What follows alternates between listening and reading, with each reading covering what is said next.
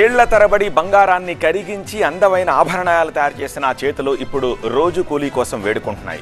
కొందరు ఆటో డ్రైవర్లుగా మారితే మరికొందరు వాచ్మెన్లుగా గుమాస్తాలుగా పొట్టపోసుకుంటున్నారు. రోజు రోజుకి బతుకు మీద ఆశలు చచ్చిపోతుంటే స్వర్ణకారుల కుటుంబాలు ఆర్థికంగా చితికిపోతున్నాయి. పెరిగిన పసిటి ధరల కొనుగోలుదారులనేమో కానీ ఆభరణాల తయారీదారుల బతుకులు మాత్రం ఎక్కరిస్తున్నాయి. కంసాలీలకు పూట గడవని పరిస్థితి.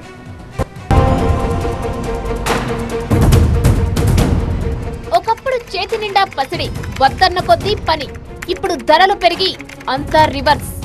గ్రౌండ్ జీరోకు పడిపోయిన గోల్డ్ స్మిత్ బిజినెస్. స్వర్ణకారులకు మళ్లీ స్వర్ణయుగం ఎప్పుడు?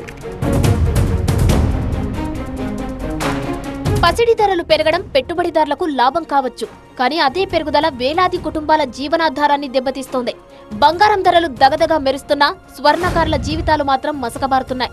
ఒకప్పుడు శుభకార్యాలు, పండుగలు వస్తే రోజుకు గంటల తరబడి పని దొరికేది. ఆభరణాల తయారీతోనే రాత్రింబవళ్లు గడిచేవి. కానీ ఇప్పుడు పని లేక ఖాళీగా కూర్చోవలసిన పరిస్థితి.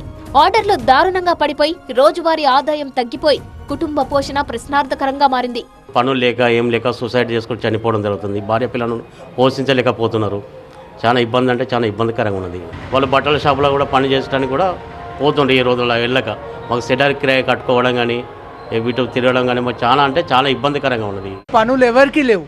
ఈ కార్పొరేట్ సంస్థలు వచ్చినసరికి ఇప్పుడు అందరు ఎడ్యుకేషన్ పీపుల్ ఉన్నారు. వాళ్ళకు డిస్ప్లే కావాలి, ఒక 100 రకాల డిజైన్స్ చూపెడతారు. వాళ్ళు ధరతోటి కూడా అసలు ఎవరు చేయించుకోవడానికి ముందుకు రావలేదు. 100% ఏ మాత్రం గిరాకీ లేకుండా ఖాళీగా కూర్చున్నారు. అందరూ ఎవరికి వారు వేరే ఉపాధి చూసుకోవాల్సిన పరిస్థితి వస్తుంది. శుభముహూర్తాలు ఉన్నా ధరలు దిగిరాక కొనుగోలుదారులు షాపుల వైపే చూడడం లేదు. ఫలితం కొత్త ఆభరణాల తయారీ నిల్. పాత బంగారం మార్చుకోవడానికే పరిమితం. అమ్మకాలు లేక జ్యువెలరీ షాపులే మూతపడుతున్నాయి. ఇక స్వర్ణకారుల కుటుంబాల్ని ఎవరు పట్టించుకుంటారు? కొందరైతే వృత్తినొదిలి మరో పని వెతుక్కొని పారిపోతున్నారు. పనులు తక్కువైనాయి, వర్క్ అయితే అస్సలు లేదు. గోల్డ్ రేటు, సిల్వర్ రేటు చాలా పెరిగే వరకు దాదాపు పనులు లేవు. ఖాళీగా కూర్చుండడం అవుతుంది. బాగా ఇబ్బంది ఉంది. చాలా వర్కులు అయితే ఏం లేవు. ఫస్ట్ అయితే కొంచెం రేటు తగ్గున్నప్పుడు అంతో కొంత ఉండే, కానీ ఇప్పుడైతే మొత్తానికి వర్క్ ఏం లేదు. ఖాళీగా కూర్చుండ అవుతుంది. ఇది ఉమ్మడి కరీంనగర్ జిల్లాలో సగటు స్వర్ణకారుడి దీనావస్థ. అటు ఏపీలోనూ ఏ ఊరిని కదిపినా ఇదే గోడు. విజయవాడ స్వర్ణకారుల పనితనానికి కేరాఫ్ అని పేరు. One town, Labbipet, bench circle ఏరియాలో వేలాది మంది స్వర్ణకారుల కుటుంబాలు ఇదే పని మీద ఆధారపడి బతుకుతున్నాయి. ట్రెడిషనల్ జ్యువెలరీకైనా కొత్త డిజైన్లకైనా ఇక్కడి స్వర్ణకారుల వైపే చూస్తారు. ఇంతటి డిమాండ్ ఉన్న వీళ్ల నైపుణ్యం ఇప్పుడు ఎందుకో కొరగాకుండా పోతుంది.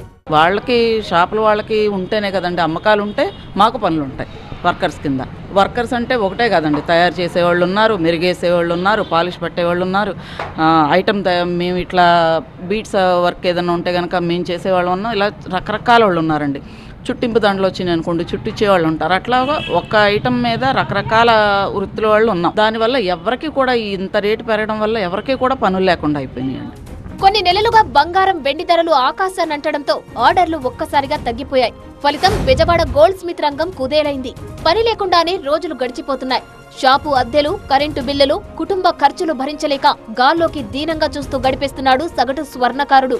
చాలా కష్టాలు పడుతున్నాం. పెరగడం వల్ల మాకు అసలు జీవనోపాధి లేదు. ఈఎంఐలు కానీ అద్దెలే కానీ అన్ని విధాలుగా మేము బాధపడుతున్నాం.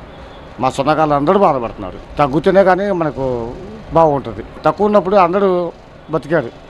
ఇంత పెరగడంలో ఎవరు రావట్లేదు చేయించుకోవడానికి, కానీ దేనికైనా అడిగిన వాళ్ళు లేడు. ఎదురు చూడాల్సి వస్తుంది పనుల కోసం. మేము లక్షలు పోసి డై మిషన్లు, పాలిషింగ్ యూనిట్లు, చైన్ మేకింగ్, కటింగ్, శుద్ధి యంత్రాలు కొనుక్కున్నారు. ఇప్పుడు పరిస్థితి తలకిందులైంది. పెట్టుబడికి తగ్గ రాబడి లేక అప్పుల పాలవుతున్నామని లబోదిబోమంటున్నారు. పెళ్లిళ్ల సీజన్ వచ్చినా ఆర్డర్స్ మాత్రం ఊపందుకోలేదు. దీంతో పని లేక దిగాలు పడి ఉసూరుమంటున్నారు స్వర్ణకారులు.